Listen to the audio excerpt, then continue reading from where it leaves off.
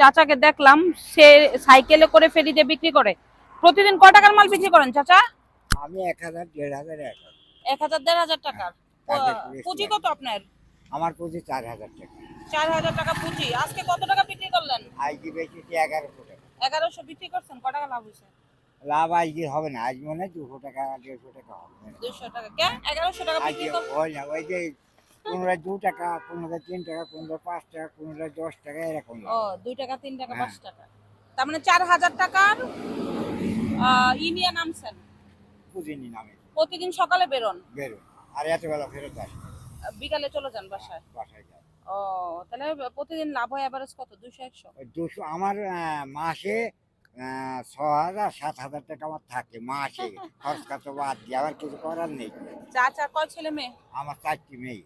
ছেলে নাই? না, ছেলে নেই। ও, মেয়ে বিয়ে দিছেন? হ্যাঁ, বিয়ে হয়ে গেছে আল্লাহর